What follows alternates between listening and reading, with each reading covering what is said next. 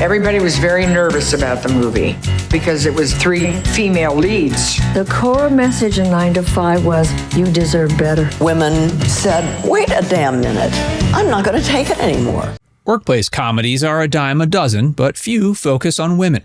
9 to 5 is often considered the first successful one surrounding women, leading to others like Working Girl. 2 of its main trio were expert actresses. Lily Tomlin and Jane Fonda had proven themselves in films time and time again. Dolly Parton was a megastar in the music world, but she'd never gotten behind the camera before then. What would it have been like to work on her first project that would lead to other successes? Keep watching to learn what Dolly Parton's 9 to 5 co-stars said about her. The film was Jane's baby, but she always wanted Dolly in it.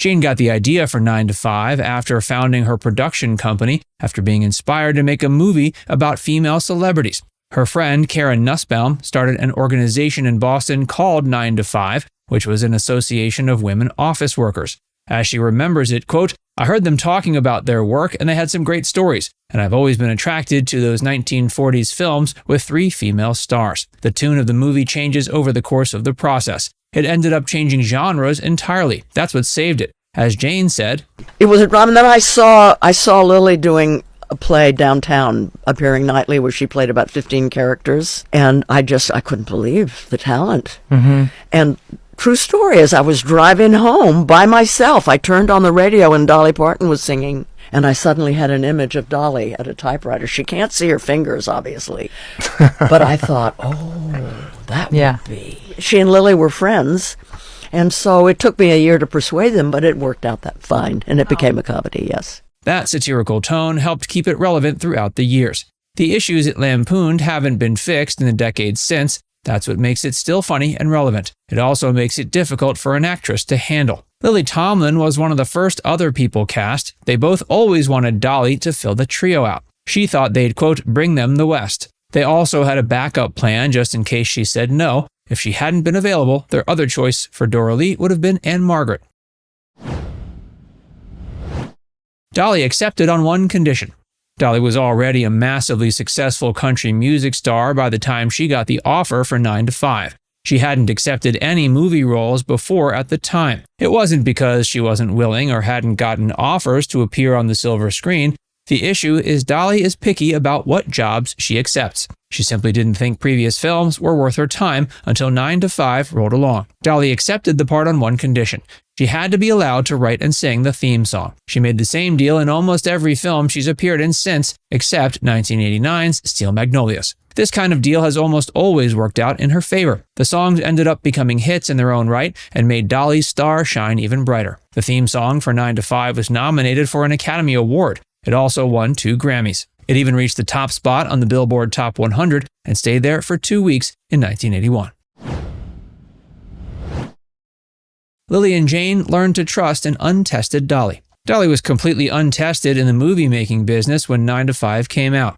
As Jane remembers, Dolly had never done a movie before, and she came the first day having memorized the entire script. Lily and Jane were seasoned film actresses at the time. They honestly thought it was a bit hilarious that she didn't know movie scenes were often filmed out of order and then edited together later. Dolly admits she thought movies worked the same way as plays, going from one scene to the next.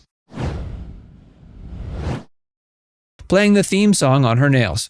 There was one major benefit to having time when Dolly wasn't in a scene. She used it to be creative when it wasn't her turn. Dolly's known for wearing large false nails wherever she goes. It's a habit she's had for years, including the production of 9 to 5. Luckily, they came in handy to pass the time and create art. The movie and its theme song may not have been the same without them. As she remembers it, and I would watch whatever was going on, and I would just be like, because I couldn't get a guitar out on the set, so I would just you got to have acrylic nails to make that real percussive sound, but I thought it sounded like a typewriter. Can you hear that? Yeah. Working 9 to 5, what a way to make a living, barely. Then I would write verses, I'd write things, and then I'd go back to my hotel at night and get my guitar out, and then I'd put it down on tape. And I wrote it over a period of weeks, the whole song, before I actually sat down and then just assembled it and put it all together.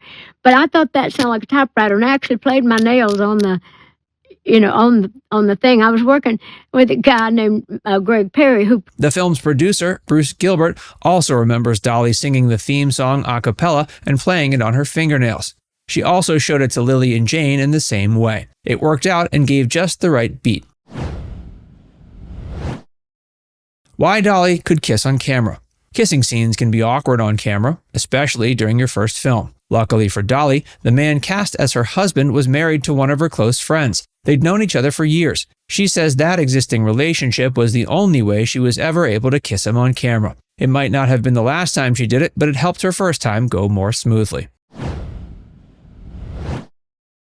I call him, he's mine. There was also a bit of romantic drama behind the scenes of 9 to 5. There weren't any fights between the three women because of a guy. That would have been against the spirit of a movie that's all about standing up to the men in their lives who mistreat and overlook them. But they did end up being interested in the same man. Dolly's late husband, Carl Dean, was famously reclusive. He almost never showed up in public. Most people had no idea who he was. That included Jane. She was smitten when Carl made a rare public appearance to show up in the 9 to 5 movie premiere. Jane allegedly pointed Carl out from across the room and told Lily, "Look at that handsome man. I call him. He's mine." Dolly had to interject and say he was already taken. Jane was embarrassed and didn't want to seem like she'd been husband hunting at the premiere. Sleeping with the boss. There's also a bit of romantic drama in the lives of all three female stars that came out in the 9 to 5 DVD commentary. Jane noted that she once worked in an office and got fired for rebuffing a boss's sexual advances. They still know the person and wouldn't name names. Dolly joked that she slept with the boss and got fired anyway. It may have been a reference to Roger Vadim, Jane's director and then husband.